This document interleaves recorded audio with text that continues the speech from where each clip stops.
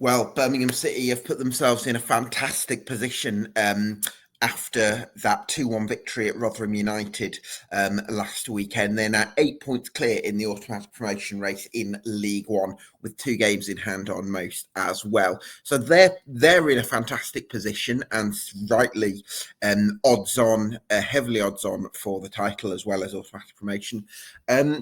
But what's really interesting, I think, is the race for second, if it becomes that, because each of the 4 teams that have a realistic chance of joining Birmingham City in the top 2 all have some question marks over them. Wycombe Wanderers, of course, very much the standout candidate, but they've had a managerial change. Mike Dods comes with a great reputation from the Bellingham brothers and co, but he's of course very much unproven as a number 1. So how will he adjust to that hot seat at Adams Park, despite his brilliant coaching reputation? I think there's a question mark there.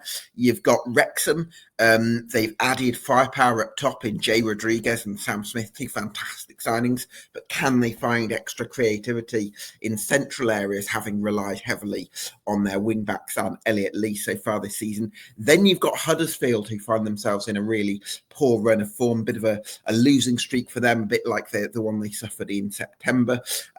So could that put pay to Michael Duff's side and their hopes of automatic promotion? And then there's Stockport County, who are on a brilliant 4-game winning streak at the moment, but are they a top 2 side?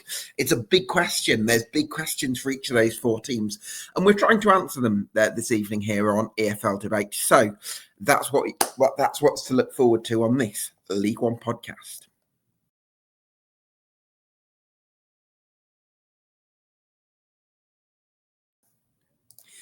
Yes, welcome along to EFL Debate. You can get subscribed to us on YouTube and on Spotify. That would do us an enormous favour. So if you could very kindly do that, that would be hugely appreciated.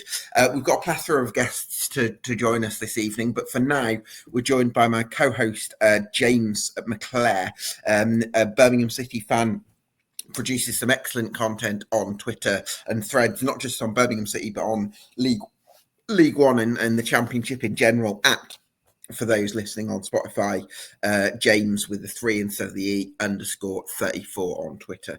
James, good evening. Good evening, Gab. How are you? Yeah, really well, thanks. Thanks so much for joining us. How are you sort of picturing that automatic promotion race at the moment? Well, I'm smiling because I think Blues are in the position that we all hoped that we'd be in at this point. I mean, we've definitely in the position we deserve to be in. I think we've been the best side by far. Maybe some would question that given the scorelines. We haven't put many teams away heavily, but in terms of control, in terms of dominance, especially in those big games, we've been absolutely excellent so far. So I think, as you said, we're definitely in the pole position. And then I find it really interesting with those teams, like you say, there's all got question marks over them.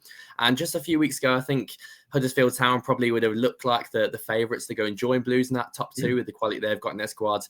But now 3 defeats in a row for them, one of those 2 Blues, and now they're 15 points behind us, and we've got a game in hand on them as well as 2 on some of the other teams. So I think it can change so quickly. And it'll be very interesting who can stake their claim, really. I think the next couple of weeks could be really crucial. Certainly could. Well, it's great that you mentioned Huddersfield there, because our first guest of the evening is Brady from the Still Smiling podcast. Good evening, Brady. I hope you're still smiling after 3 straight defeats, but 6 times in the last 10 games you've conceded the first goal. You're giving yourselves a mountain climbing games at the moment, aren't you? I am, yeah. 3 losses in a row, you probably wouldn't be still smiling after that, but I am, because I'm just such a lovely, happy person. Yeah, it's a difficult one. Obviously, the way we kind of came down last season and all the kind of negative with that, I think there's still a bit of hangover from that, and you can kind of see that with it's a difficult one because you talk about going behind, but we've actually come back in a few games, which I think if you flip back to this time last season when we were in the Championship, the team just wouldn't have the kind of mentality or whatever tangibles you want to call it to come back. But it still is that kind of brittleness, I think, really. You alluded to it in your earlier point about the losing run we went on earlier in the season. Then we went on a 16 unbeaten run. But I don't think we looked particularly great in some of those games. So It's a bit of a strange one because we're I'm sat here talking to you. We've got Reading at the weekend. 3 losses in a row. But I still don't think we've seen the best of Huddersfield this season, which is very odd to be in the playoff places and kind of say that. But, the room for error, if the aim, which is the aim from the owners, is automatics, I mean, you can't make any more errors, really, if you want to aim for that. So it's a really difficult one. I think they need to bounce back and all the kind of cliches you want to chuck in there. But this is a really crucial time in the season. And, I mean, injuries, I'm sure we'll talk about it, but Huddersfield Town have just had so many injuries, as every team does nowadays with the amount of games, but that's really hampered us. Certainly has. I think 2 of those injuries are to have been at the back to Tom Lees and Nigel Longvike, and clearly that hasn't helped. And I'm just wondering that the balance seems a little bit off kilter in terms of that back three at the moment.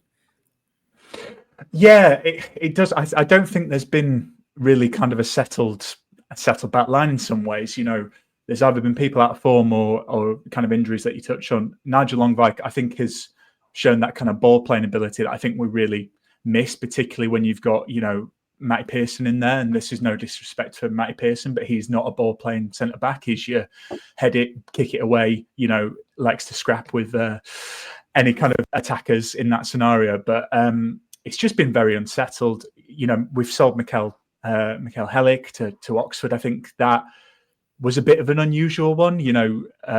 Obviously it sounded like the player wanted to go, and do you want a player at your club who doesn't want to be there? I think that's kind of up for debate. But, Radino Bolka had a long injury layoff. He came in against Northampton, and he's a professional. He has looked good in town colours. He's been hampered by injury himself, but there's no real easy way to say this, but he was bullied by Tom Eaves for Northampton at the weekend. And it's just, I think there's been a lot of changes in there. Michael Duff's kind of alluded to that, but there's a big debate about goalkeeper as well. Jacob Chapman, 24 years old, kind of his first proper season in terms of run of games. But the pressure is, we've got Lee Nichols, who was, Championship Team of the Year, I think in 2022, sat on the bench, and he's returned from injury. So I think there's been a lot of chopping and changing in the back line, and you two will know yourself, like that just doesn't help really. It's been a bit of a tricky one. Yeah, certainly has.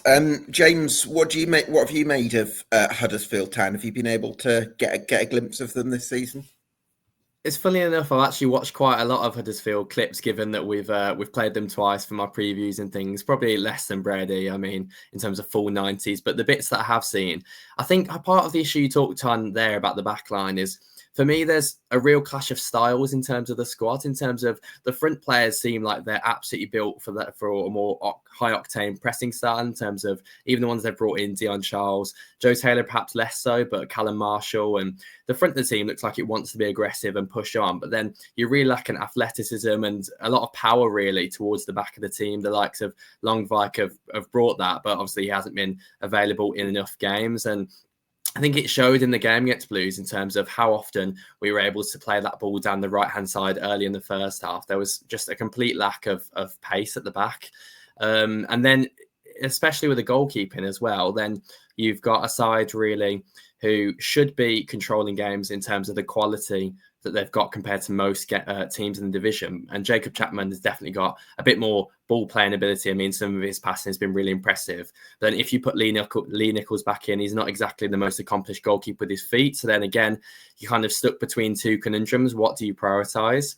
And what I've found interesting with Huddersfield is it's almost like they take control of possession in most games because the other team are almost forfeiting it and they have the better quality. But when they've played the better sides, they've almost looked to get a goal early on and then completely look to be a counter-attacking team. In the games against Stockport, against Blues, against Wycombe, they've definitely looked to almost prefer to play without the ball in those games. And it does make me wonder whether against the lesser teams in the division, so to speak, that they're only having the ball because those teams are forfeiting it, and Huddersfield are the team where the onus is on them to win.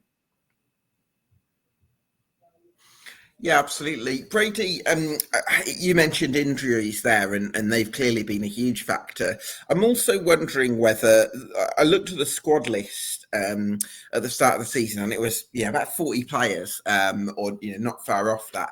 And I'm just wondering, maybe when you've got so many players, you're having to juggle lots of different players. It requires a different kind of man management. Does that make it harder for Michael Duff, as well as the injuries which you mentioned, to actually settle on a clear starting 11? Because that's something he did really well, I thought, at Barnsley a couple of seasons ago. But maybe at Barnsley, the fact he didn't have as many players meant in a way it was easier to settle on a clear identity in a way that maybe he's found more difficult at Huddersfield. I think that's a really important point, Gab. Obviously we had you on for our kind of League One preview at the start of the season, and you made the point, which I think is still very relevant, which is this squad is big, but in terms of quality, I don't think the quality stretches as large as the team. And, again, kind of bringing into previous seasons, Huddersfield, they've been a club in a bit of transition, I think is the politest way to put it. But if you want to be a bit more frank, they've had 7 permanent managers in 2 and a bit years. And this squad is signings. We were looking at it the other day. There's signings from Darren Moore. There's signings from Andrew Brighton-Writer. There's signings from Mark Fotheringham. Do you remember him? So there's quite a few, there's quite a few. It's a very, there's a lot of players in there that have been signed by different managers for different styles. And I think you're seeing that. Yeah, of course, the injuries play a part. And, I don't think they've really been able to name a settled side, and we kind of talk on the injuries, and I'm sure you guys will have seen it. He's back in training this week, but I suppose the biggest point about the chaotic nature of Huddersfield squad is, I think it was around September time, David Kasumu, and kind of Stephen Chicken from We Are Terriers, he made the point he was probably the 6th choice midfielder in the club. He's been incredible, and he's been injured for quite a long time, and I think part of that losing streak is down to him not being available. So it just shows you how much kind of chopping and changing there's been. I'm sure we'll talk about the midfield, but when I look at that team and in terms of quality, I think you can kind of get tricked a little bit. James kind of made the point about the team off the ball. Michael Duff, when he was hired, he considered a really good team for terms of off the ball and the shape and stuff. But there's players in there. Ben Wiles, who we know has been good at this level in the past, he is, I suppose, from a stats point, he looks really good. But if you watch a full 90 minutes of him, he can be very do nothing for 80 minutes but score a goal, or a kind of very hit and miss. And they just don't have that kind of game-winning quality. And we saw in the game against Birmingham, Keshi Anderson, that goal, that's quality. And I just don't think there's many players in this Huddersfield side who are able to score something like that and win a game. And so it's a really tricky one. And I'm kind of interested to see how they come back from it. Duff in his presser today said he's been very frank with the squad, and it's kind of had a chat. And I think he comes across really well in his press conferences, and we'll see what happens. But as I say, it's a really crucial time. Yeah, Brady, I've studied Michael Duff's work for the last 6-7 years now, and he's one of the best managers that I've studied in the EFL. I rate him extremely highly. So for me as a neutral, I'm very confident that with the right amount of time and the ability to get a bit of left-footed balance in the squad, the ability to play with proper wing-backs, Lasse Sorensen fit, David Kasumi fit in midfield, proper, centre forwards that you can really rely on up top. I'm very confident that he'll get it right. But I'm also mindful that this is a fan base where parts of it will be disappointed maybe with the level of performance, would have probably wanted a bit more in that regard, maybe getting a bit anxious about recent form. So to what extent is there a willingness among Terriers to really stick with the manager and stick with the kind of the project, if you want to use that word, and to what extent is there kind of feeling in this fan base of we'd want a little bit more than this?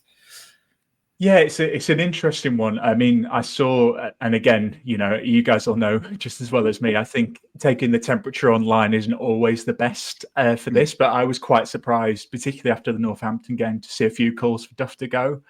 I kind of posted about it. I think that's ridiculous. I think you look at That, like you talked about, how good he's been at this level, how the kind of circumstances he's had. Again, we'll talk about the injuries, but that's been a part of it. I just think it's silly. But again, the style of play, I think it's a classic. When they were on this unbeaten run, the amount of comments I saw about, how Duff's, he gets it, he's incredible, and then you lose 3 games in a row, and suddenly he's the worst person in the world. And he said that himself. So I think he needs time.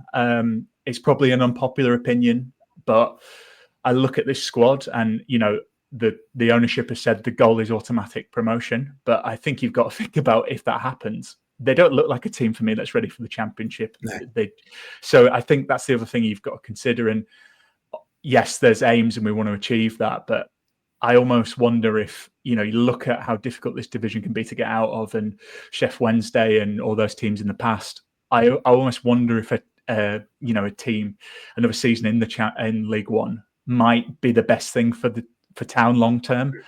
Just there's a lot, like I said, there's a lot of signings from several managers. There's a lot of people out of contract, and we talk about it all the time in football. I was going to ask you about that, Brady. Out of contract players in the summer, I imagine there must be about 15 or 20 players out of contract, because there were so many under contract for this season. Surely this summer's the one where they're all expiring. Yeah, definitely. I mean, the big names for that are obviously Tom Lees, Matty Pearson, and Josh Koroma, but there's plenty more, like you say. And look, I think in football it's a cutthroat business, and maybe this shows my kind of more emotional side. But I think, talking about that mentality, this is a team, prior to this season, was losing a lot of games and putting in a lot of, not the best performances, and I think that knocks confidence. And you can see that in some of the players, which is completely understandable. When things don't go their way, their kind of heads drop and they don't look kind of motivated to get back. And I just think, as a side, Huddersfield, it's been prior to this season, it's been pretty miserable sport in Huddersfield for the past 4 or 5 years. So, and I think that kind of has affected the squad. So that's exactly, you touched on it with the out of contract players. I almost wonder if a reset is needed, because it feels a bit of a stopgap to let's get promoted, let's go straight back up. Whereas actually, as I say, I wonder long term, a bit of a clear out, a bit of people who've been really good servants for the club, like Tom Lees. I think he's been fantastic for a free signing, but he looks like maybe his legs are starting to go, and we don't really play in a way that plays to his strengths at times. We can leave him quite isolated and in a foot race against more kind of quicker players. And, he's not the type of player to do that. He's much better at reading the game. So, yeah, I think reset, but look, I'd said when we spoke in August, Gab, I thought they'd finish 5th. That's where they are currently. I think they could do better than that. And obviously Joe Taylor's been injured, but he's going to come back. I think he's shown at this level that he can score goals. He's already scored in his debut. Do you know when he's due back, Brady? They've said 4 to 6 weeks. It was a bit of a strange one. I don't know if you saw this, but it's the only time I've ever seen it where they interviewed the injured player to kind of talk about how frustrating it is and make the point that it was not an injury he suffered in training with the club, but it was something they picked up unexpectedly. I've never seen that in football. Bit of an interesting one, but then Duff said, I think 4 to 6 weeks. So we'll kind of see. But, talking about the game on Saturday, our 3 strikers that are only fit are Freddie Ladapo, who's not got a look in, Callum Marshall, young lad from West Ham, who's done pretty well, I would say, and Dion Charles, who hasn't scored for the club yet. I know it's only been a few games. So, yeah, what a difference a few games makes. Yeah, James, I wanted to ask you about it because I think Callum Marshall's a striker that had caught your eye.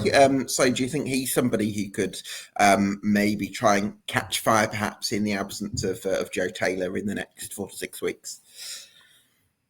I think he's definitely got, you can see the raw attributes are there with him in terms of his involvement in build-up play is excellent. He's brilliant at drifting to the right-hand side specifically. He's been brilliant in kind of dropping in there. And just sometimes when there's a bit of nothing really on, he can make something out of nothing. But obviously he's still very raw. He's a bit inexperienced. And maybe if Charles can pick up a bit of form, or if I think Radulovic has obviously been out of form for a while now, but if somebody else can start scoring a few more goals and picking up the mantle, maybe it'll kind of ease the pressure on him and he could then maybe not be so relied on to try and make those things happen out of nothing, and maybe get himself in the box and try and leave the build up for other players sometimes. And I really like what they've got going on in terms of the forwards now with the different profiles. And you talked about culture there, Brady. And I think I don't want to keep referencing everything to Blues, but we've seen it as well with the amount of losses over the last 10 years or so. And then last season, that was so difficult, even in the darker periods, to try and turn that mentality around. And then just when everything's going well, you're on a 16-game unbeaten run, you bring in 2 strikers that you think are going to finally do the business. And then that blow to Joe Taylor must kind of knock the air out of the team a little bit in terms of he was the main man coming in. But I wouldn't write Huddersfield off at all, really, at the moment. In terms of Joe Taylor, we saw last season can just explode and score so many goals in such a short space of time. Charles, obviously, is not having the best season, but we know his pedigree at this level. And then even then, Ladapo, you said he hasn't got a look in, but I think he still could be a useful asset, even if it's just facilitating someone like Marshall or another striker to play off. And the goals from midfield as well. So even though Huddersfield haven't been the biggest scorers so far, I think it's only been 7 games where they've won by more than 1 goal. But I think that could definitely change at some point. Well, let's hope that's the case. Brady, do you think Huddersfield are finishing in the top 6? I think so, yeah. Without sounding too arrogant, that 16 unbeaten run, I don't think they played amazing throughout that. They just looked quite solid, and I'm not used to it. I'm not used to Huddersfield being I'm trying to think of this in an arrogant way. We have bigger resources than other teams in this division, and I think if you look at, we love football and we love an underdog, but wage budgets come into it. I think we've got one of the bigger wage budgets, and that tends to count. So I'd be surprised if they dropped out of the top 6. Speaking to you now, I mean, we'll see what happens with this unbeaten run, but I do think they've got quality. And we talked about how the squad, and maybe there's a lot of bodies, but I think James touched on it there. If you take away the doom and gloom and pessimism of being a Town fan for a second, I think most teams in this league would say you've got Joe Taylor, Dion Charles, Freddie Ladapo scored 18 goals in League One 2 years ago. Callum Marshall, a really exciting player from West Ham who has contributed, and I do really like the look of him. I think most teams would be, maybe apart from Blues, I think most teams would be pretty chuffed or struggle to kind of match that. So, yeah, I think they'll be in the top 6.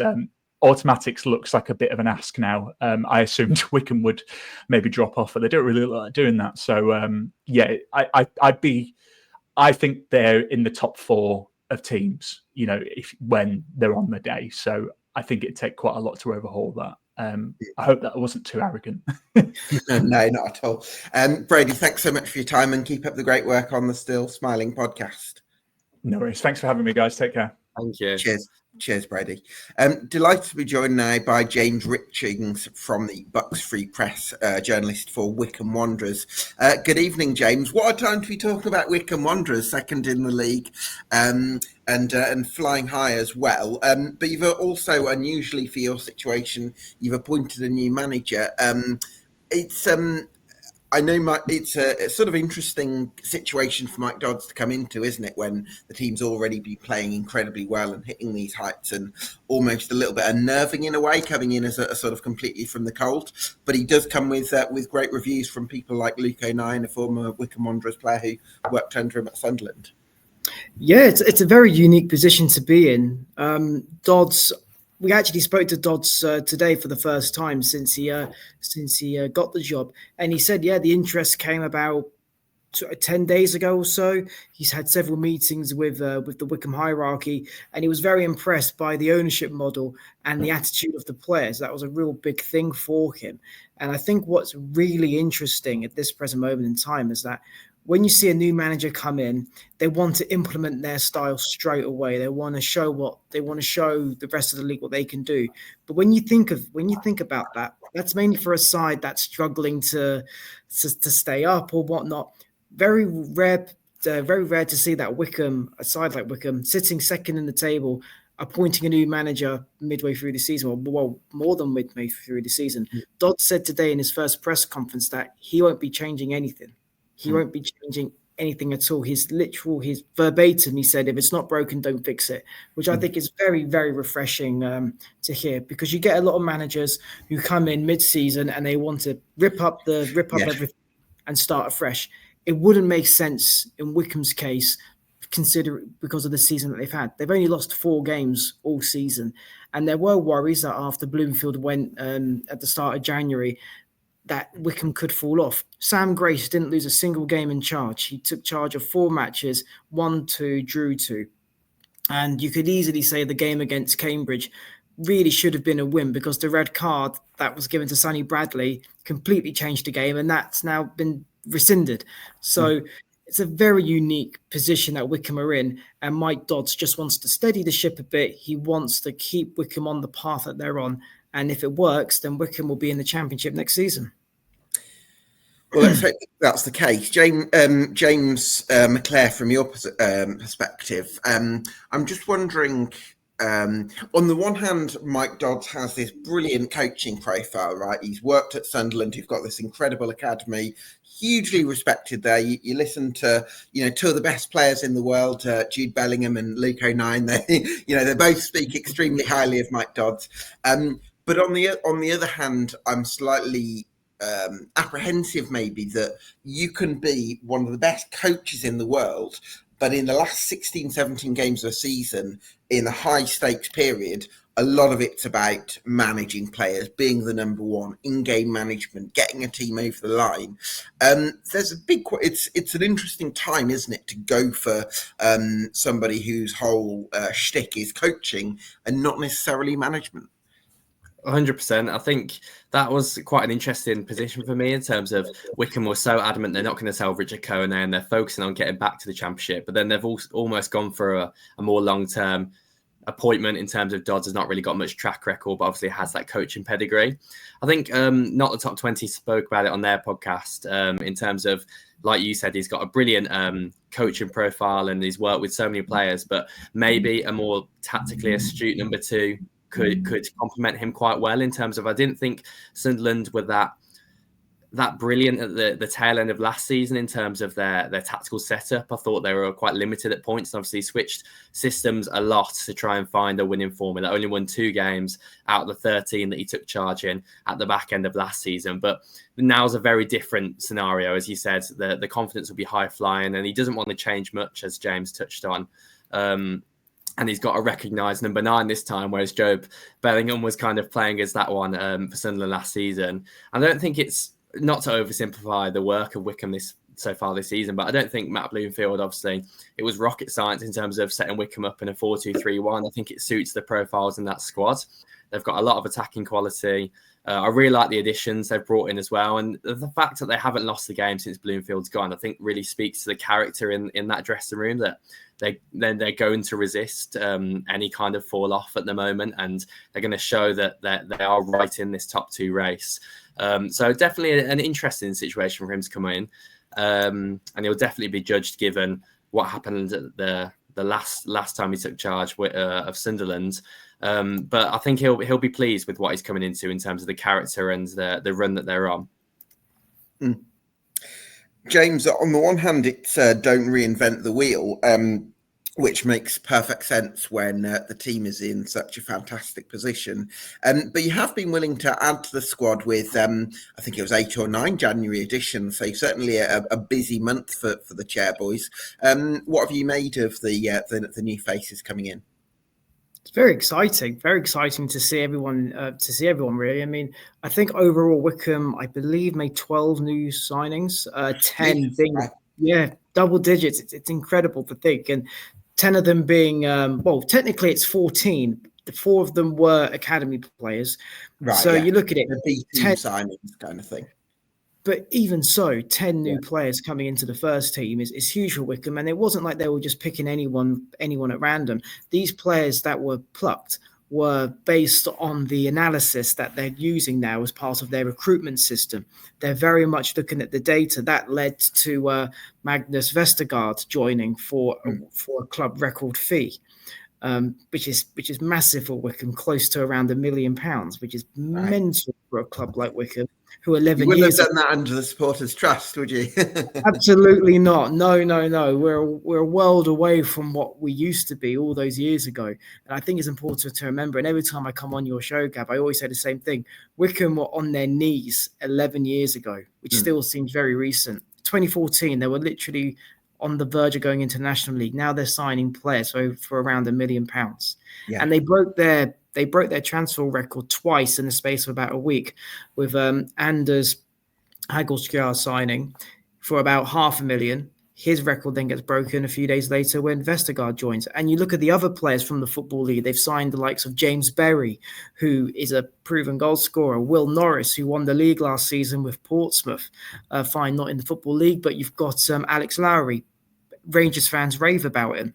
So these are very, very exciting players. And how can I forget Adam Reach? And we all know what he can do. Yeah, all these players are now at Wycombe Wanderers. It's honestly, fans are very much pinching themselves because this is very alien. It really, really is very alien to see the caliber of player that is now arriving at Adams Park, and a lot of it is down to the management.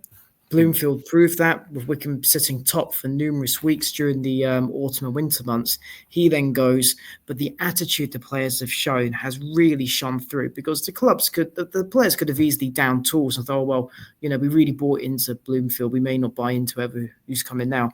They still haven't lost since he left. Right. And it's a lot more to than just talent. It's about the attitude the players have. So it's very much in Wycombe's hands at the moment. 17 games left to be at 17 cup finals.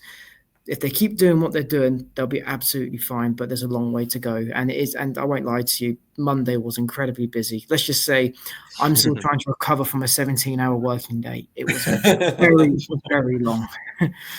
Yeah, absolutely. Certainly. But it's worth it for covering the club you love. I wanted to ask you a little bit about the midfield because you did mention a few additions there. A couple from Scandinavia, including Vestergaard, Alex Lowry coming in as well. And I felt from the highlights that I saw of the game at Cambridge, really good first half. I think second half, obviously the red card did make a difference, but I'm just wondering without Aaron Morley, and I felt this to an extent in the Northampton game that you drew 0-0 as well. You need somebody who can really look after the ball and has allow you to just manage games in different ways. Like Tyreek Beckinson's a real athlete. Luke Leigh, I think he played left back last time out. He's a real scrapper, isn't he? With bags of energy. And then you've got the other lad, Josh Scowen, who another real terrier. But I'm just thinking, I think it's going to be really important that you can add that bit of control and creativity to midfield in the absence of Aaron Morley. Oh, yeah. I mean, Aaron Morley, if you take away Richard Kone, Morley's probably been Wycombe's best player this season. He's not even there anymore. That's how good he was. It was hoped he would return, but sadly, it never came to fruition, even though Wycombe did try to re-sign him. But I think that's why they went with Vestergaard in the midfield. They're trying to get a player that's somewhat similar. And I think with Vestergaard, and Sam Grace made a very good point, Wycombe signed him during their winter break. So he hadn't played for about, 6 weeks or so, give or take. So he's slowly but surely getting back into it. Same with Hagelsgaard. So the new recruits just need a bit of time to sort of blend in. But in the midfield, Wycombe have got a plethora of options now. They really, really do. With Adam Reach signing, being on that left-hand side, he could potentially now play as a left winger, as a left wing potentially, which will then mean you have Luke Leahy who can now sit in the centre of the park, which is his more favoured position, and it just adds another layer in terms of options. Because you look at the players, you look at a player like Matt Butcher who was at Wycombe, he did nothing wrong to get dropped out of the team, but the form of Morley meant he just couldn't get a game in, and in a way he could have been the replacement for Morley. But it was evident they want to try and level up on that by signing Vestergaard. So I think in the midfield, it has been a bit higgledy-piggledy since the start of January, but you like to think with the new recruits, it's going to work now. Can I just jump in on that, Gab? Sure, I think we're being obviously the signings definitely have been really impressive. What we spoke about. I think potentially we're sleeping on the biggest one. In I think that Javier Simmons coming from Hull. I think that is a really, really good addition for Wycombe. I think he's impressed me when he's played for Hull in that deeper number 6 role. And I do think he'll complement Scowen really nicely. I think, obviously, I'm pretty sure it's a loan deal. Is that right, James? To the end of the season? It is. Yes, it's a loan deal to the end of the season with the obligation to buy if it all goes well. But yeah, I think he could be a really interesting option in there. And I wouldn't be surprised if it's him and Scowen that initially established themselves as that pairing before. Is it Vestergaard, the midfielder, that he said, before he works himself back up to fitness. But yeah, I really like the Simmons addition towards the end of the window. You know what's crazy, James, is that he was the last person to sign on deadline day, and I completely forgot about. I've completely. That's what we caught up for in about £7 million bids for Richard Kona. I know. Honestly, it's a brilliant signing. It really, really, really is. I know Hull have had a struggling season, really. And whatnot, and they've started to turn a corner. But for Wycombe to recruit a player like that is huge. It really, really is. He's been given a number 7 shirt, I believe, following David Wheeler's departure yesterday, which would indicate he's very much going to be starting, because you're not going to get the number 7 shirt and not be an integral part of the team. So yeah, I reckon it'll probably be him and Scowen, but then I reckon there will be rotation. Vestergaard, in my opinion, has to play. You can't spend £1 million and not play a player of his caliber. Backinson, he had a slow start to his Wycombe career. I don't mind saying that. I think Bloomfield even said that as well. Like, there were games he was just non-existent, which is why he's sort of been in and out the team. But he has really turned the corner in recent weeks. So it might be a bit harsh to see him suddenly get dropped. So these are good headaches for Mike Dods now to choose from. And I think there's one thing we need to mention as well is the signing of Will Norris. Because I think it goes under the radar that Franco Ravazzoli, Wycombe's number 1 this season, he's played 51 games for Wycombe since he joined last season. He's only lost 9 times. And he's kept 20 clean sheets, I think. 21 clean. He's kept around 20 clean sheets in 51 games, only lost 9 times. And he could potentially be displaced. It's brutal, but Wycombe want to get promoted. They are so desperate to get promoted, and even if they do get promoted, it's not a case about all right then avoid relegation and championship. They want to be a sustainable and recognised championship side before making the big jump to the Premier League. That's the ultimate aim, and I've said it before. Wycombe, in my eyes, they're sort of replicating what Bournemouth did years ago. People forget. I know Bournemouth are touching distance now with Europe. But years ago, Bournemouth were on the verge of going out the Football League back in 2009 when they had that points deduction. 6 years later, or 7 years later, they're in the Premier League. Yeah. And now, they've beaten many of the big guns this season. So that's what Wycombe are trying to emulate. And hopefully... James, this is an amazing point that you raise. I'm acutely aware that I've taken up a lot of your time, and I know you do have plans this evening. But one thing that really interests me off the back of what you've said there is, do you think that this kind of shows the fact that, for instance, Ravazzoli has been this unbelievable goalkeeper who saved you a point to get at Cambridge, and yet still might not keep his place? It shows a real ruthlessness and drive and ambition for the club. And I'm just wondering whether it's a kind of change of mentality from the club, because, for instance, the contract talks with Matt Bloomfield may be one of the reasons why Matt Bloomfield was raised in this culture at Wycombe Wanderers where it was all about loyalty, it was all about togetherness, it was all about people and sort of all coming together and believing in one another. And I think that it seems to me that the approach from the current board, Dan Rice, for instance, as chief football operator, it's actually more scientific, it's more calculated, it's more ruthless, it's more... if we can get to the next level of, we will do, which is a little bit of a cultural shift, perhaps, from historically what Wycombe Wanderers have built their success on. Oh, very much. The direction of Wycombe Wanderers now has completely changed since the new owners have come in. And if you see a lot of successful clubs, doesn't matter if Premier League down to League Two, you have to have that ruthlessness in order to be successful. And it can come across as a bit brutal, but ultimately the club want to win games and they want to get promoted and they want to be the best. So they're not saying that the players who are there now haven't done a good enough job, because they have. The stats are there to prove it. Yeah. They're thinking, all right, but what's the next best thing after that?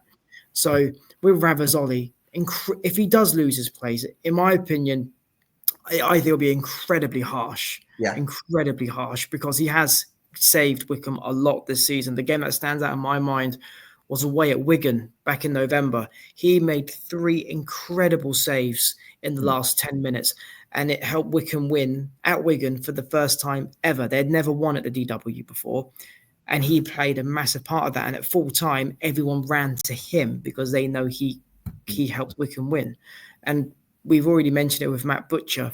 Last year, Matt Butcher scored the winning goal in the semi-final to send Wycombe into the EFL Trophy final for the first time. 12 months later, he's gone. He's out of Bristol Rovers. So it doesn't matter what you've done. The club will always be very, very grateful for your time, your services, and the things you've achieved. But it's like, right, we need to now try and progress. And that isn't to say the players haven't been good enough. They're just trying to find the next best thing. And with Wycombe now, it's all about the data. It's all about the analysis.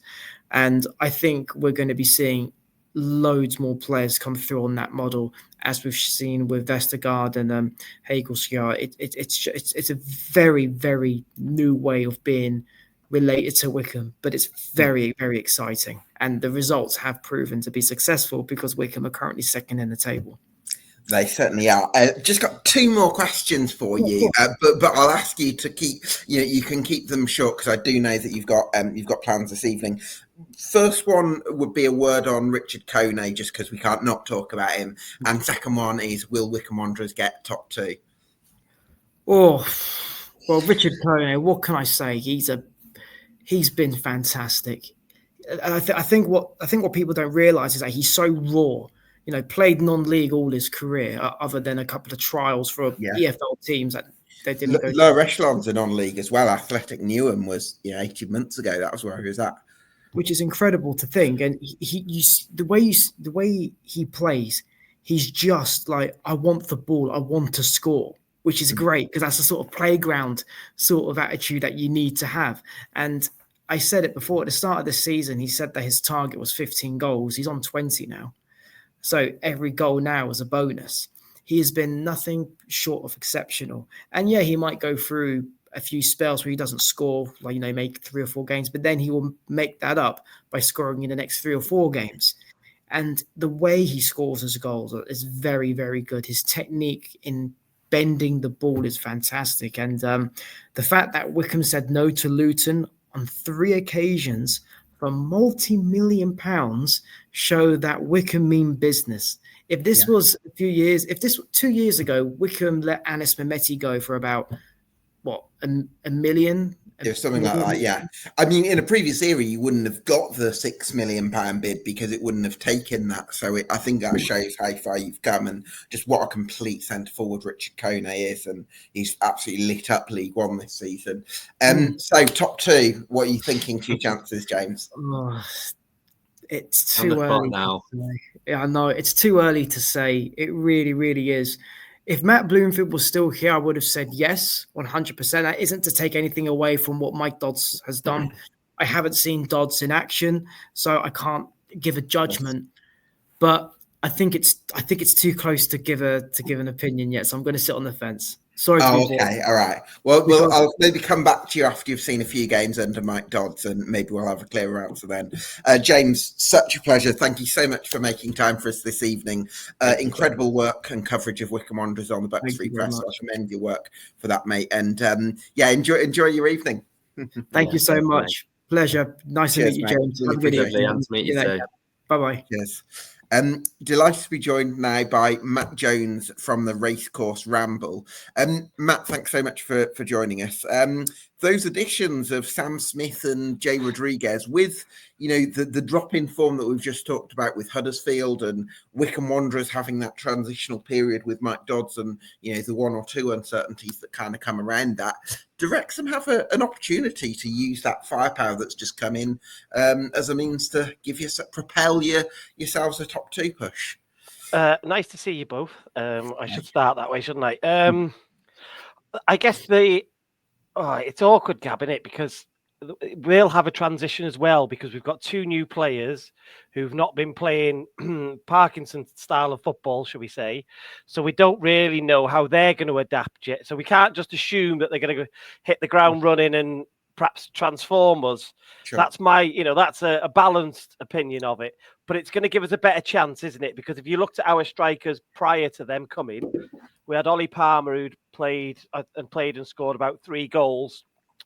Played nearly every game. I think he started every game for us, Gab, kind of run him into the ground.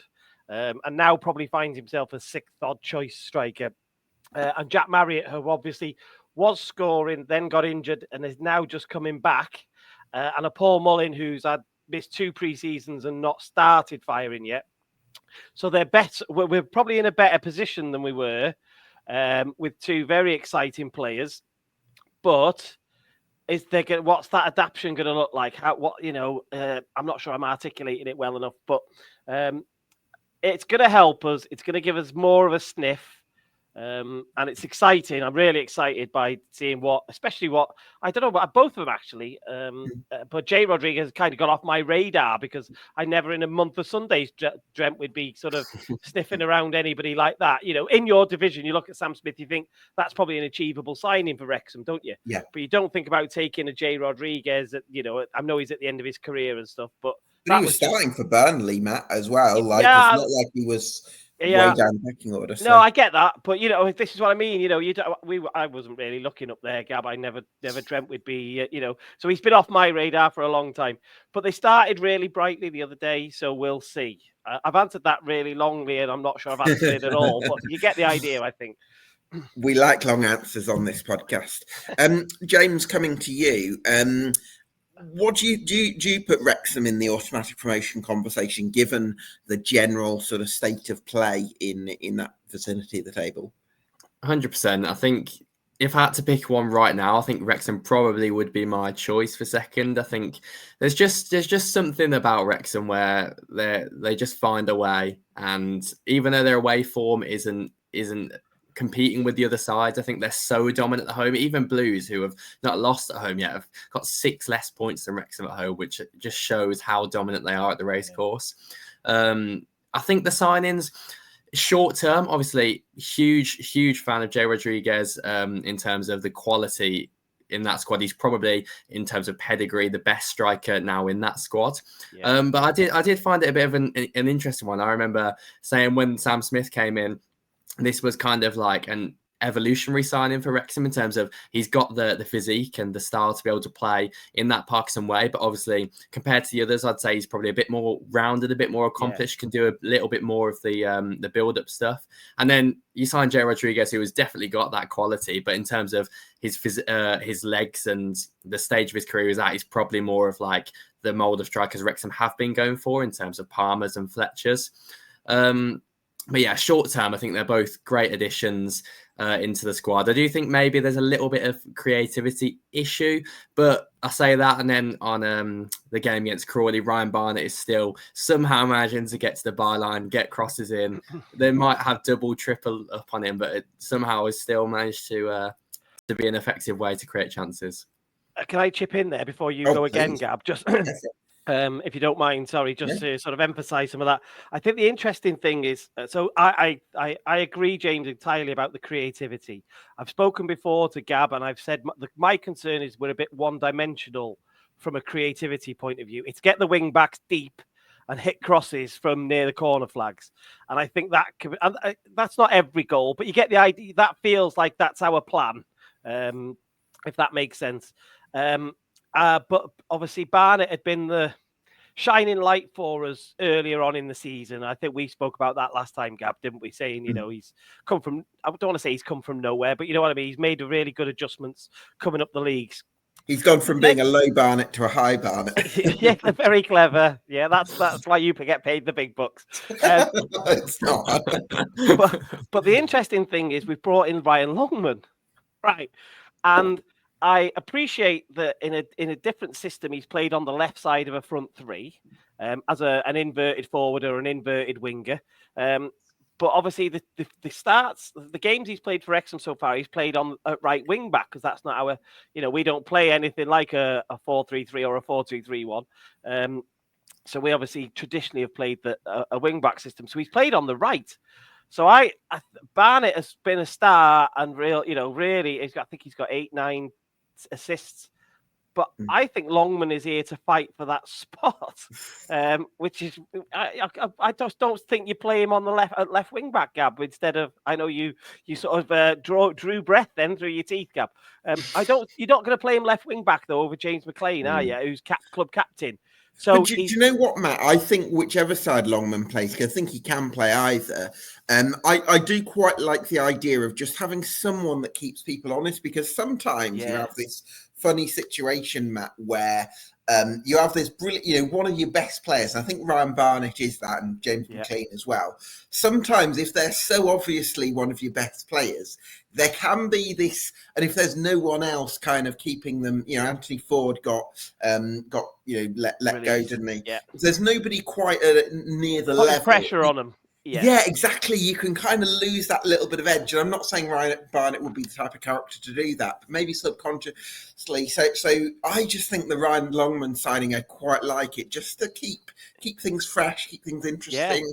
Yeah. Oh yeah, I get that. I'm not, it's Parky obviously thinks that consistency and over the season, he needed that. So he's got the choice to mix it up. We've got multiple players on the left. Obviously, we've got McLean, Mendy, Revan, who can barely get a kick, who is obviously, has got decent pedigree. If you think about him last season, he had a really good, a relatively good season in a struggling side. Is that fairer to say rather than saying he had rather than he was making waves? So, he's got depth there now. The two right wing backs he had there before. Ford obviously had off the field issues with his partner, which are documented in our documentary.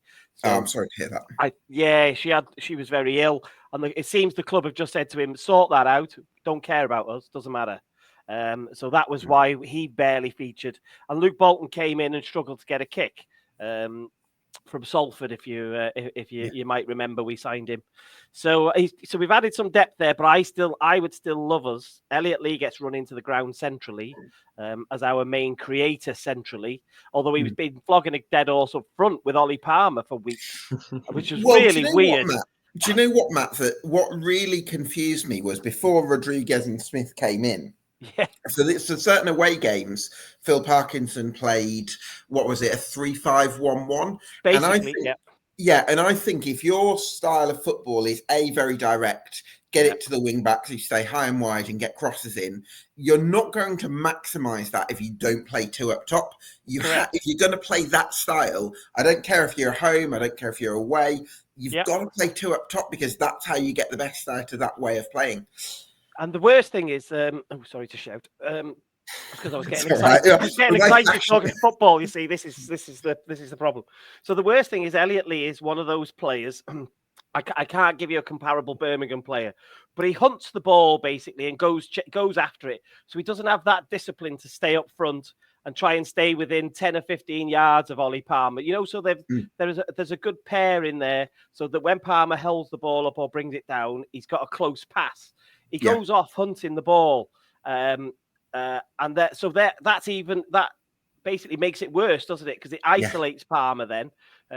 So it was really weird because Paul Mullin he's not going to be fit this season, right? He's missed 2 pre-seasons now, so he isn't going to be the Paul Mullin that we had at his peak. But he's been on the bench and not getting a kick, and it's just a bit like, well, why? What will Steve be thinking? Like Elliot Lee starting ahead of me in this forwardish position, and so it does make you wonder. But he dropped back against Crawley into that number, and he was, you can see him come to life straight away. But the problem is, he's our only what I call an attacking mid, a creative attacking mid.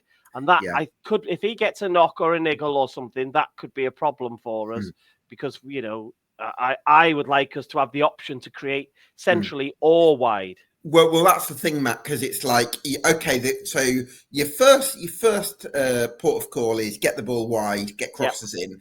Yeah. Great. But then it's the second phases where when the ball comes back, surely you're not going to say, right, we'll get it wide again and we'll get the cross in and we'll get it right.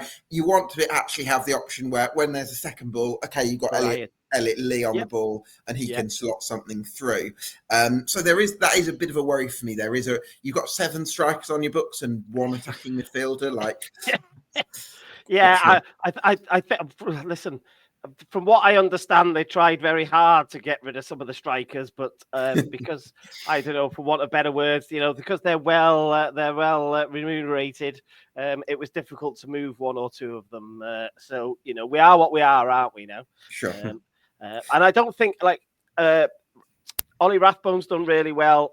Andy Cannon's back after a bit of illness, but they're not Elliot Lee type of players. You can't guarantee on them to get 5 to 10 goals between now and the end of the season.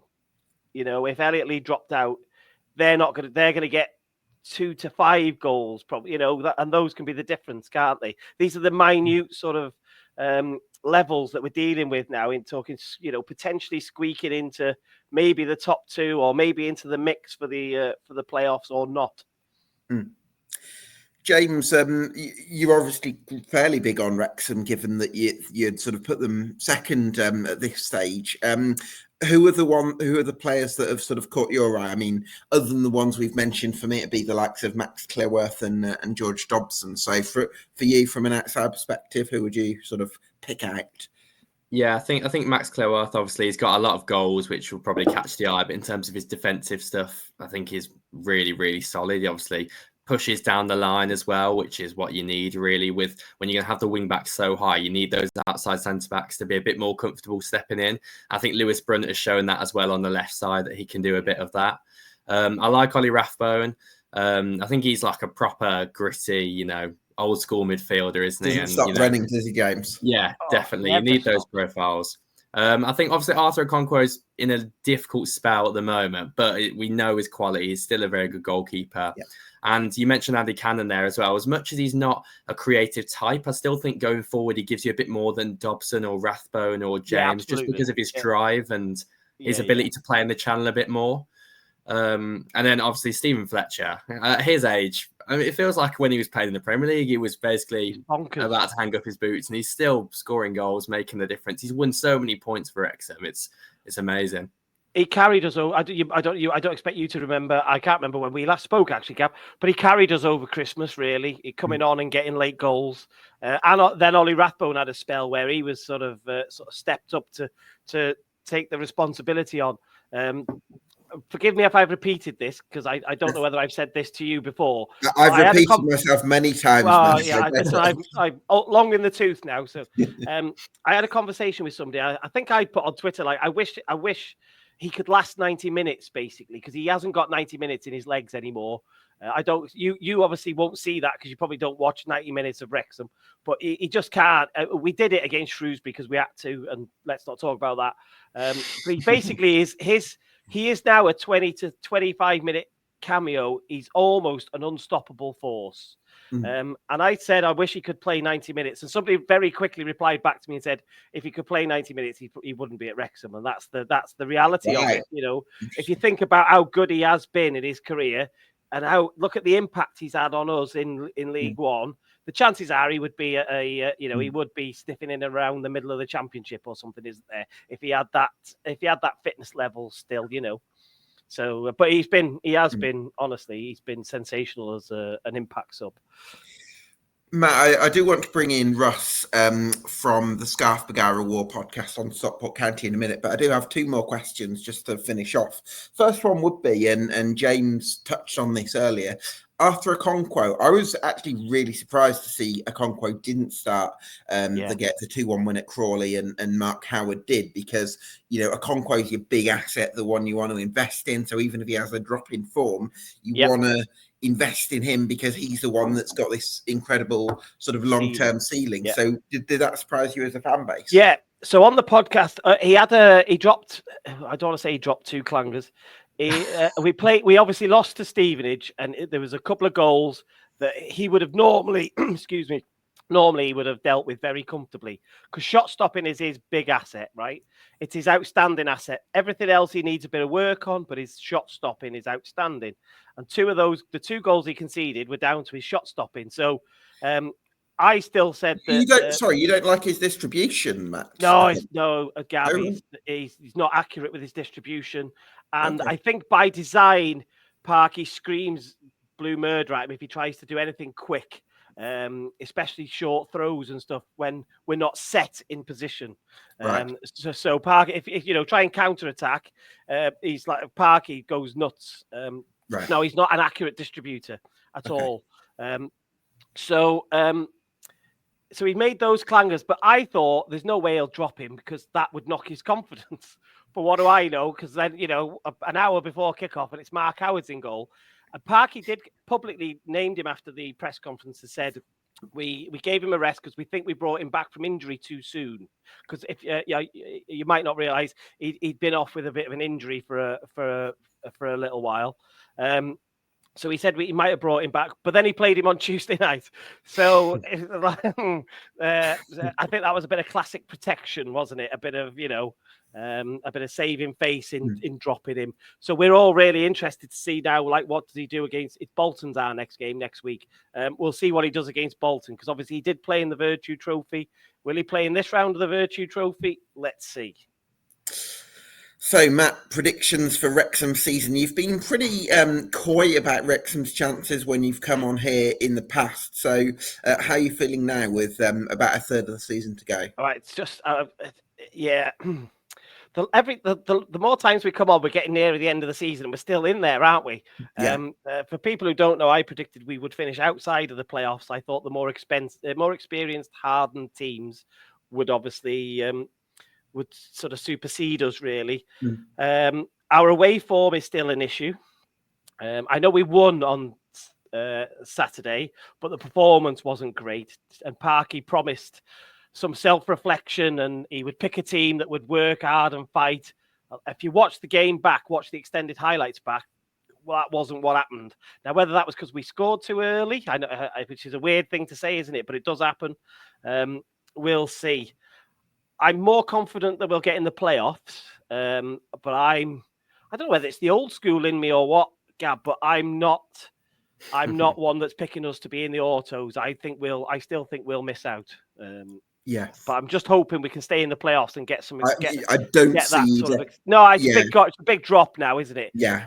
But away from Gab, we've got another 3 games away from home this month, and then Bolton come to the Racecourse in March. So that's 3 or 4 games where you could pick up 6, 9, 12 points, or you could pick up 1 or 2 points, isn't it? When your away form is so patchy. So this is the month for us. I think we're gonna find out this month. Absolutely. Matt, thanks so much for your insight, and keep up the great stuff on the Racecourse Ramble. Thank you both. Speak to you soon. Cheers. See you. So our final guest of the evening is Russ Johnson of the Scarf Bergara Wore podcast on Stockport County. Good evening, Russ. Thanks for waiting. Really appreciate your time this evening. 4 straight wins for the Hatters. Louis who? Yeah, I mean, it's a month's gone by and people are still mentioning Louis Barry, aren't they? Look, he's left. He's gone now. He's at Hull. Leave it out. Yeah, he's gone. But some of the fans kind of predicted this, that Louis Barry, I wouldn't say hogged all the limelight or hogged the ball. Okay, 16 goals and a handful of assists probably suggest that, but it's kind of freed up everywhere else for us. We've got a like-for-like replacement in Hamilton now. He's that penetrator, sort of got the same... He's of the same ilk, if you like, same kind of player, obviously with slightly different skill sets. But yeah, Louis who? I mean, we're with 3 clean sheets on the bounce. Defence is doing terribly well without a Fraser Horsfall, which is worrying us. So we're 4th and we're looking up, which is really, really pleasing. Certainly is. One thing, I mean, when I looked at the 11 for the 1-0 victory at Leyton Orient, the BBC had it listed as a 4-2-3-1, but I'm also wondering, because you could equally look at that same 11, you could equally line it up just as easily as a 3-5-2 when I kind of looked through all the players. So I'm wondering if there's that flexibility on the pitch, or whether it very much is a 4-2-3-1 that Dave Challoner plays. No, it's very much a 5 at the back. But he is 5 at the back, right? Yeah, he starts with 5 at the back. So what we'll do at the moment, we've been playing Ibi Toure as left wing back, which is not his natural position. He's an out and out full back, so he struggles at left centre back, to be fair, and although hasn't done recently. So he's been playing wing back, and then we've had Noel, who's right centre back. He struggled in that position early on in when he first came. I think he's got used to that now. And then we've got Macaulay Southam-Hales, who's the sort of the marauding right wing back. So we definitely play that, but it's tipped to the right hand side. Macaulay Southam-Hales absolutely gets up and gets to the bylines. Even got himself a couple of goals this season. Ibi Toure pretty much doesn't as much as Maka. So with there's that sort of, it's definitely 5 at the back. He does and can do 4 at the back if he feels that the situation requires it. A lot less than 5 at the back, but that 5 at the back's working for us. Certainly is. James, what have you made of Stockport County this season from an outside perspective? I watched them on a few occasions. I watched the full 90 against Wrexham when they won at home, and what I've really liked about them is the adaptability, like talked about in terms of the 3 at the back sometimes, and then obviously in possession changing a little bit more, and the physicality and the control. I think that's been really impressive in terms of how varied their attacks are, with Wootton, who I really like up front, and now we've got Oluwafe up there as well. But then Will Collar as well, and Ollie Norwood, Lewis Bate, those more controlling presences as well. But yeah, I've really liked Stockport in that sense, and especially like you've said lately with Noyle and Southam-Hales, I think that could turn out to be a really interesting decision. I liked Rydell at left wing back earlier in the season. I thought he was combining really well with Barry as well. So there's definitely the elements there to make them push on. And it's only 9 points now, which a few weeks ago, I said this about Huddersfield in terms of people thought they were the closest challengers to Blues a few weeks ago. And a few weeks ago, people wouldn't have had Stockport probably in this conversation, but now they're right back in the mix. Russ, who are the ones that have kind of stood out? Who are the players that have stood out to you in recent weeks? I mean, James has just named them all, really. I mean, Wootton. I'll go through a few, but Wootton surprisingly gets a lot of stick from county fans that he's a bit of your old style centre forward sort of target man. There is a running joke, certainly on my podcast, and it's usually from me, that he spends about 70 minutes in a headlock because he's grappling with the centre halves and trying to get the best of them and things like that. But when you actually look at it and you sort of step back, he gets through so much work. He occupies defenders, maybe 2, definitely 1, sometimes 2. He's strong. He lays it off. He gets the odd goal. So the way that we play, it's kind of pitch perfect, really. The one that stands out. Lewis Bate is just brilliant. He will probably go from us if we don't go up this season. He'll probably get sold on, and that's always the model that we're going for now. So he's really, really good. At the start of the season, very much a player that when he received the ball, he was always looking towards our own goal. But now we've got Norwood. That mentality's kind of flipped now. Norwood takes control of that. You know what Norwood's like? He can ping balls left and right, which is what he's been doing. Yeah. That's freed up Bate slightly, and he's looked really, really good since he's come back. Will Collar's an interesting one. Gab, you'll know Will Collar from National League and League Two. I'm not sure about you, James, but because you probably have been looking up more than down. He's one that's very much being a central midfielder, box to box, if you like.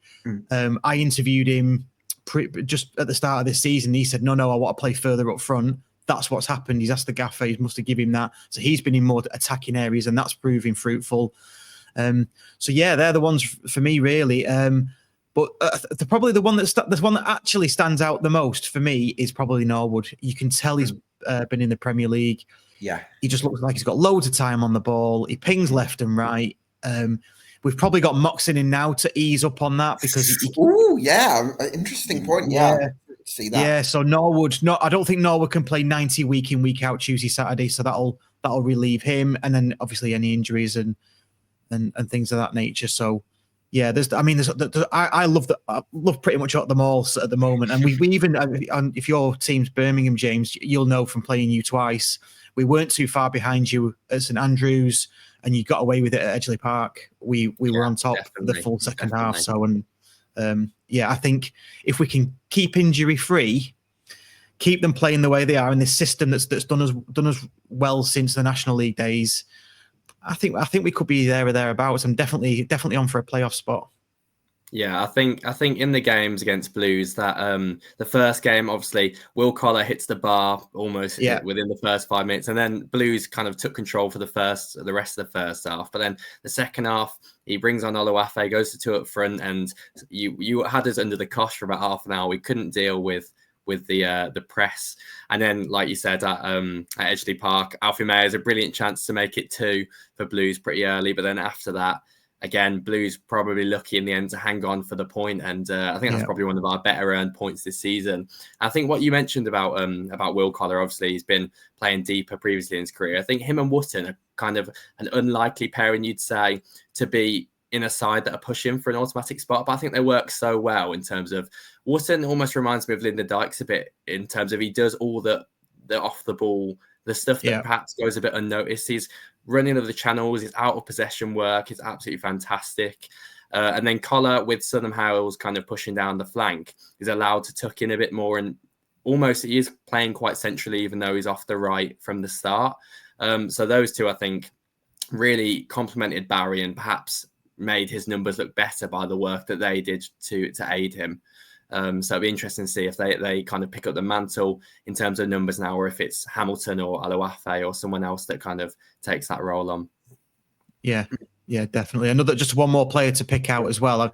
County fans won't like me for saying this, but Ethan Pye, left-sided centre half. Yeah, because there's talk just from recent appearances and performances that he could play in the Premier League now. I'm not sure if that's a step too far at this point, but he's one that's come. I think we got him from Rochdale Youth, or some other youth, or maybe Oldham. Brought him into us, sent him out on loan to Gate. Said he's come back, and since he's come back and gone in by necessity, he's just the first name on the team sheet now, and he just looks so mature for his age and confident on the ball. Really, really strong in the air, and he's a left-sided centre half, and they're very rare, aren't they? So, yeah, exactly, and that's what we're thinking. We're thinking pound notes. If Barry's reportedly worth 10 million, then what could Pye be worth? Maybe 2 or 3, perhaps. He's one player to mention. Certainly is. James, I think if you were to forge a case for Stockport County to even continue this form and even challenge the automatic promotion spots, it probably would be the fact that they've got Ollie Norwood in midfield, because as much as he is in the twilight years of his career, he's not been a footballer that's ever really relied on pace or athleticism. It's mainly been just this incredible ability with the ball, his in-game intelligence, his range of passing, his touch. All those things he's still going to have. So really, you've got a player that's won 3 promotions from the Championship with those qualities, playing in the central midfield in League One. He probably belongs above this level, and he can really be the heartbeat of the team in this last third of the season. Yeah, definitely. I think that is probably the biggest case, is the quality they've got technically. I mean, Lewis Bate as well. Russ talked on it. It's probably technically way too good to be in this division. Obviously, he's had a bit of a difficult start before he's ended up at Stockport. And I think that is also what helps Norwood, is that Bate can be, as much as he's probably a different kind of player in terms of the Norwood's probably a bit better in the deeper areas of possession, and Bates probably a bit more progressive in the later thirds, is that they can ease the burden on each other to be that creative player. I think especially when you've just got one very technical midfield, that teams can often try and crowd them out and stop that the service from getting into the further forward areas. But when you've got Bate and Norwood, and then Moxon, as you said, coming in to kind of provide the legs as well, you've got a real nice balance there. And I think the variety really is what, if Stockport are going to keep this up and push them into a top 2 spot, is going to be how varied they are going forwards. They can knock it long, they can play short, they've got really nice combinations out wide, and the midfielders perhaps could score a few more goals, but I suppose that's more they kind of sit a bit deeper on the outside the box to kind of retain possession and wave those attacks. So I think that is probably the strongest case for Stockport. Obviously, they're not in the top 3 for home or away form, but they're kind of consistent all across the board. In terms of fixtures, they beat Orient last time out, clean sheets lately. I don't know how many of the top sides you've got left to play, Russ. It's Wycombe on the last day, isn't it? I'm pretty sure. Yeah, we've got Wrexham away as well. Wrexham away. So, a few difficult ones in there. But generally, I think that have you got a relatively nice run coming up? I'm pretty sure. Next few are, but like you say, we've still got to play Huddersfield as well. So, So, but looking at those next fixtures, there's Barnsley, then Bristol Rovers, Wigan, Northampton, Cambridge in there, Blackpool. There's definitely points on it to be had for Stockport. And given Wrexham and Wycombe are kind of in a bit of a lull at the moment, then both dropped points a little bit. If Stockport can put a bit of momentum together, they could easily be 2 or 3 points off the automatic spots within a couple of weeks. Yeah, certainly could. Russ, I suppose it's interesting if we're sort of saying, obviously on the right-hand side, you mentioned Macaulay Southern Hales gets really far forward. I suppose if there was a question mark over Stockport County, and this is holding you to insanely high standards, it's probably a bit unfair for, given this remarkable journey that you've been on. You've probably not got like that super high class, high quality number 10, I wouldn't say. I think Will Collars is going to be a very good disruptive 10. I'm not sure he's going to bring loads of quality in the final third. And then as a left wing back, Ibu Toure used to be quite attacking. I think at this level, like you say, he's a bit more conservative. Whereas when Dave Challoner, brought up a Hartlepool side to League Two, he had like super attacking wing backs on either side in Jamie Sterry and David Ferguson. Whereas Toure is maybe not quite going to be like Ferguson was because he's a bit more conservative. So I'm sort of wondering whether there's going to be enough of a diversity of threats in terms of the final third, perhaps. Yeah, I mean, just coming to the left wing back first, I think James mentioned him, Ryan Rydell. I mean, he's come back from a long-term injury, same time frame as Maka. So he is a high pressing wing back, and his crosses are just a joy to behold. He crossed the ball to equalise against Birmingham in a bit of a cameo, and it was Maka at the other end. So it was 2 wing backs, goal and assist. Oh, that's classic Challoner, isn't it? 2 wing backs. Yeah, exactly. Yeah, so that's. I think he's there. So you've got a mixture of Toure, Rydell, Maka, and Noyle on either side. That they'll swap and change. Hopefully, we can keep them all fit. You're right about the number 10, though. I mean that potentially is Collar, really, but like you say, you are talking about high standards now and a high class one. We probably need somewhere in that area if we're going to have a full, diversification of attacking threats. That's probably where we do miss out. That's not to say that we don't play through the middle. Barry tried it when he was here. He sort of flitted in the middle a bit. If you're going to put anybody there, I mean, you could put Nick Powell there. Okay, he's injured. He's coming back from injury. He's definitely a number 10. Doesn't he operate a bit deeper nowadays, Russ? Or have I got that?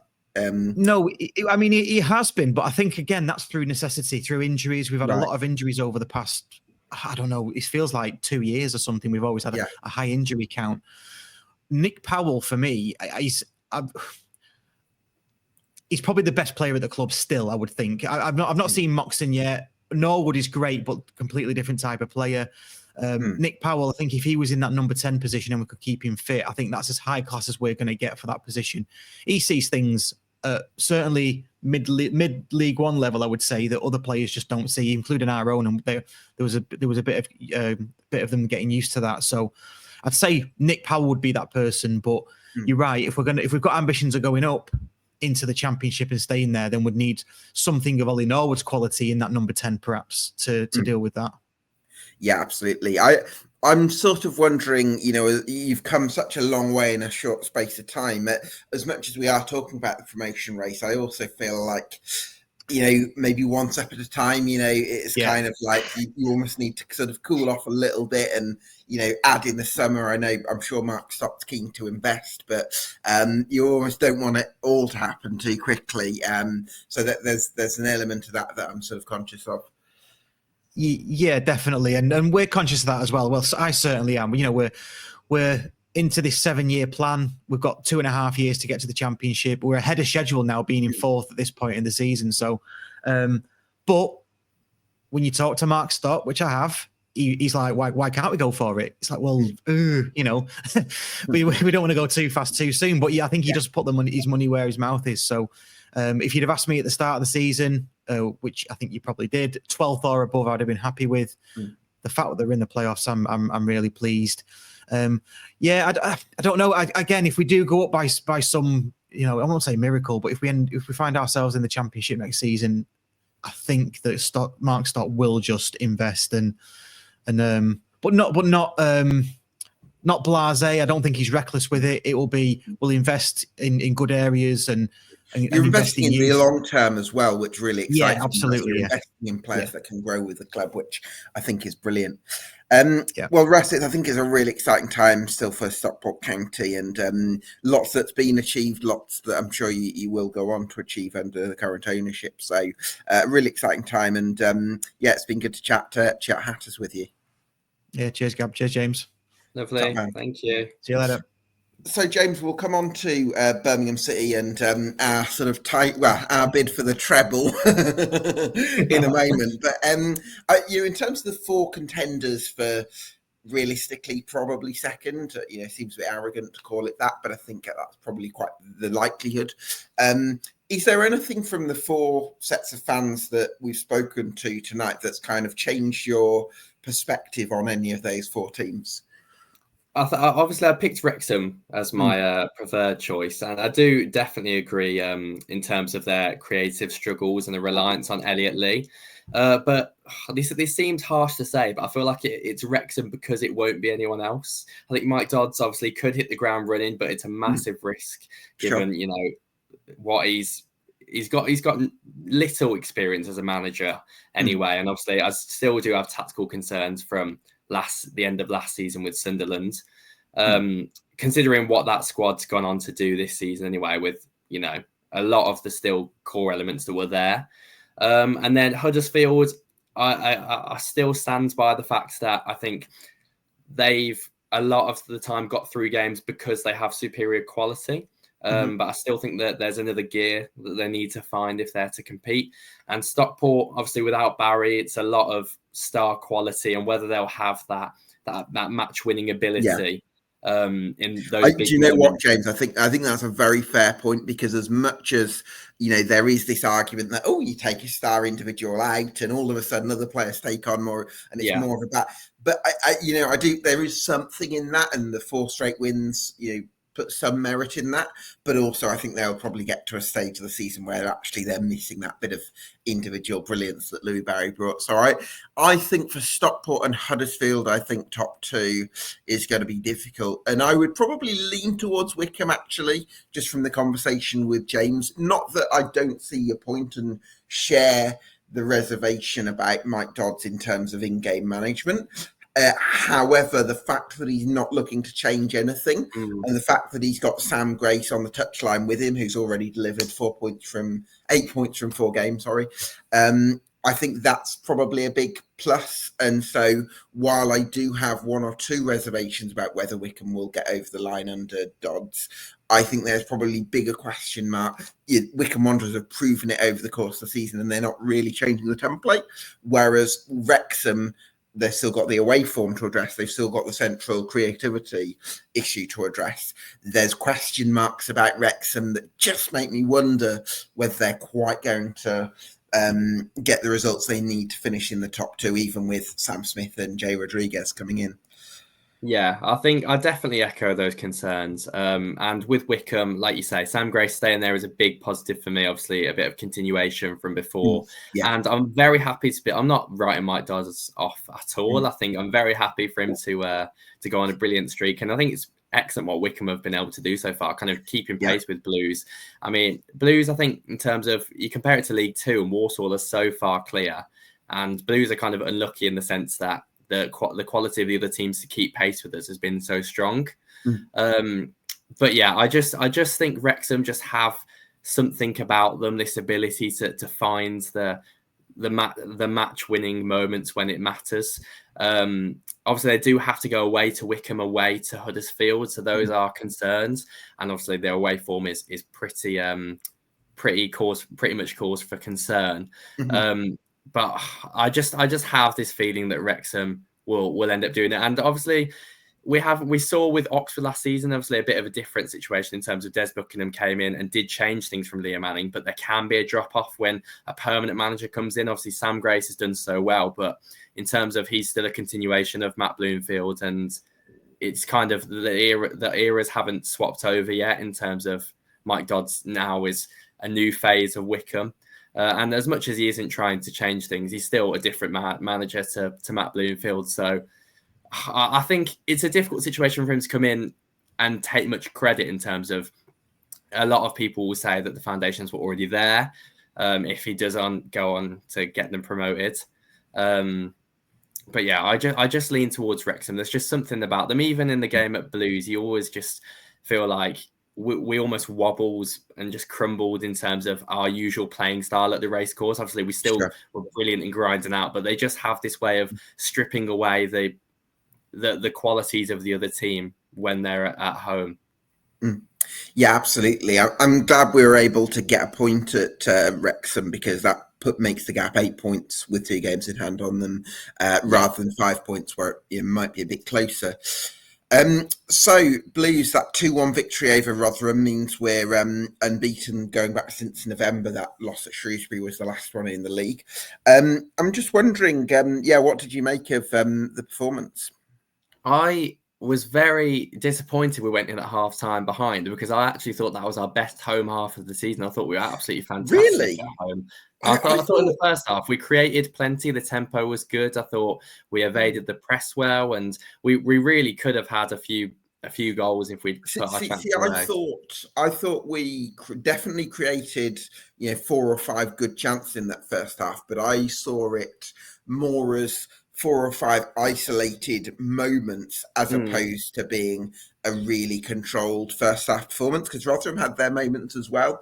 And I felt like in terms of progressing the ball, I felt like with Taylor Gardner-Hickman got a club man of the match. They're clearly doing something right for people. But for me, Iwata was my man of the match. And I felt like we relied on him a little bit in possession because, and I think we spoke about it before the game, I sort of question whether, the way we play, that axis between Pike and Iwata is really important. And I just feel that with Gardner-Hickman and Iwata, you don't quite have that sort of enough of that sort of cultured side in possession that sort of facilitates our style. So for me, I think Mark Leonard, when he came in the second half, made a huge difference just because he offered that bit more creative support for Iwata. Yeah, definitely. I know you're a massive fan of Leonard, and I think he showed it. I don't know if you've seen the goal from last night against Stevenage. It was a lovely ball over the top. Oh, it was a great ball, wasn't it? Yeah. Yeah. And I think Gardner-Hickman's inclusion kind of is why I thought the half was so impressive in terms of it was different from Blues. It wasn't as controlled, and the possession wasn't as recycled as much as it has been in other games. But in terms of we adapted to the skill set of Gardner-Hickman a little bit, and we were a bit more punchy, I would say, going forward in terms of creating those chances and forcing way through. I think Lyndon Dykes lately, for me, has been absolutely phenomenal. I think he had a really good game again. Obviously got the assist for Stansfield and had that moment, didn't he, where he turned out of a bit of pressure and he could have played it back into Kesh and went for the shot. But I think that just shows his confidence at the moment. He's absolutely flying, and he's the physical capabilities that he showed in the Championship was what obviously he was signed for, the dual winning numbers and the headers, and he was right towards the top of those metrics, and we didn't really see that for many games. But he's certainly showing it at the moment. And I think a lot of players, that's what's been so impressive about us and kind of extended this run, is players like Laird, players like Dykes, players like Gardner-Hickman, and Leonard to a point. Obviously he's still sparse minutes for him, but perhaps in the first half of the season weren't key cogs and were kind of playing on the fringes. But since the new year, all those players have gone up tenfold in terms of their involvement in play, in terms of their output, their effect on games. And you can see that in terms of it's almost a headache now when Williamson, Pake, Hansen come back, and we've got so many options. Christian Bielik struggling to get back into the back four because Ethan Laird's been so good and Ben Davies has been so good. Yeah. And you're not going to displace Clara because you could argue he's been the best player in the league, couldn't you? Where was I? So I'm really curious to see what happens with the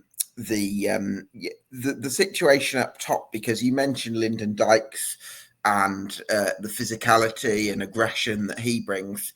You've got Alfie May, who's scored 20 plus goals at this level in the last 3 seasons and is on course to do it again.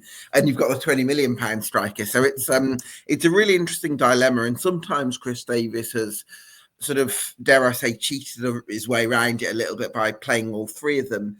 But I don't know if the balance works necessarily with all 3 of them in the team. I think you've got to make some, unless it's in the second half and you're sort of just forcing the opposition back. But I'm not sure. I prefer a slightly more I would put Williamson in, I think, when he comes back.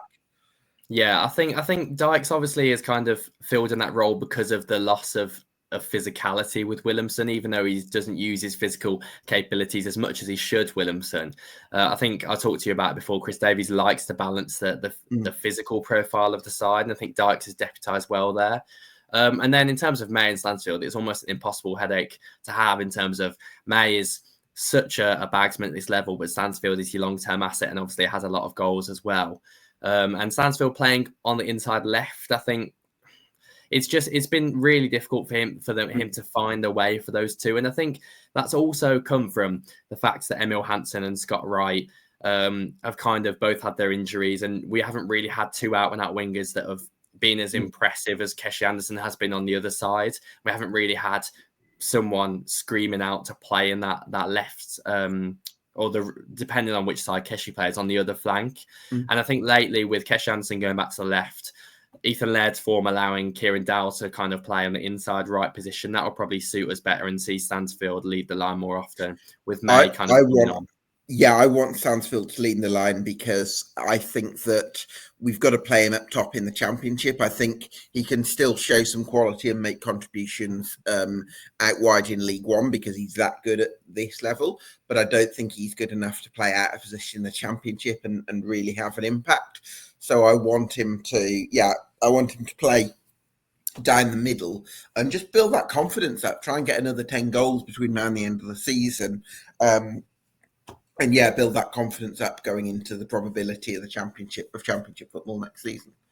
Yeah, I think with Jay, obviously there has been talk he's playing with an injury. Chris Davies said about he's got a bit of a back problem, and obviously I'm not a medical expert. I don't know the ins and outs on that, but if it gets to a point where we are guaranteed to be in the automatics, I wouldn't be surprised if he just requires surgery or something if he was taken out, and you kind of say, okay, we might be pushing on for the next 5, 6, 7 games, whatever, to try and get records, but Alfie May can deputise, and you kind of want Stansfield to have a full summer of recovery and come back into next season absolutely fit and firing. You don't want him to be still carrying any problems from this campaign. And I think, like you say, long term, he's going to be a striker. I think a lot of people clung on to the fact that when he initially came in, he did say like to play as number 10, but I think that came from the loan spell at Exeter where he was kind of playing off Sam Nombe. Yes. So I think that was kind of the experience he'd had. He was certainly more of a second striker, though, I think, at Exeter. It's not like he was a deeper creative 10. Yeah. So I think long term, you can see the instincts in him in terms of ball striking, being a place, harrying defenders. Number 9 suits him. It's where he's going to play. He's not, even though he is a quick player, he's not lightning quick enough to play out wide in terms of you wouldn't say on the counter-attack, you want him 1v1 with a player especially. And he's obviously not massively physical. So I think number 9 just suits him in terms of playing on the last shoulder where it's more short bursts over smaller distances. Certainly is. Who are the other ones that kind of came out of that game against Rotherham from some credit for you? Oh, I think Iwata, every time he plays, just amazes me that we got him for less than £1 million. I think it's absolutely ridiculous business, that. And Christophe Clara put Sam Nombe over the advertisement portal in the first half. I think he's just brilliant. Him and Ben Davies, I thought Ben Davies headed absolutely everything away that came at him. Yeah. Kieran Dowell had a brilliant home debut. I thought he was really clever with his play, I'd say, in terms of even the set pieces. He gives us a bit of a different option with the left footer, and obviously Cochrane's delivery has been great sometimes, but I do think he's not consistent enough with it potentially from those scenarios.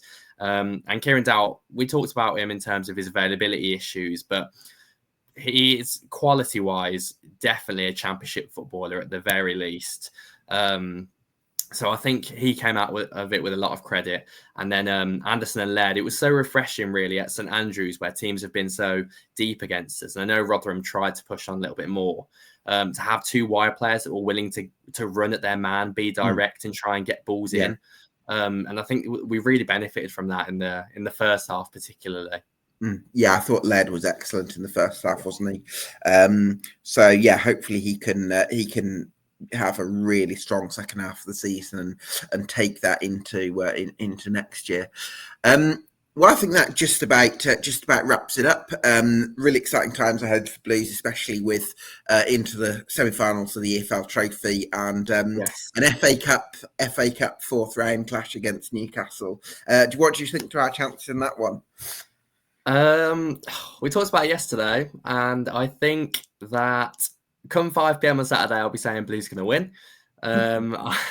Obviously, on paper, it's a free hit, absolutely not. But I have a funny feeling that we will at least make it a competitive contest. I think it will not be a walk in the park at all. Because that's the thing, James. Like, I think our best 11 is a championship level standard 11, and I think Newcastle. You could argue that Newcastle's second 11, might not be a million miles above. So yeah, it is Premier League One against Premier League, but actually, I think depending on how much Newcastle rotate, because there are already in the League Cup final.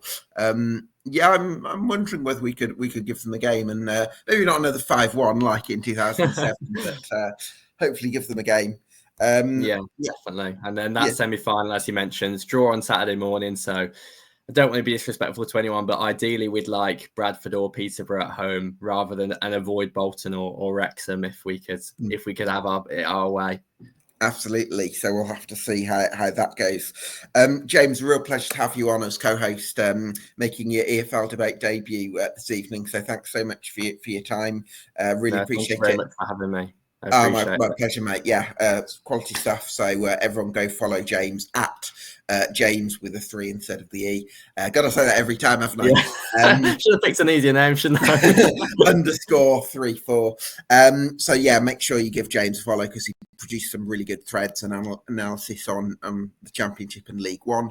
Thanks to all our guests as well this evening. This has been the EFL Debate League One podcast.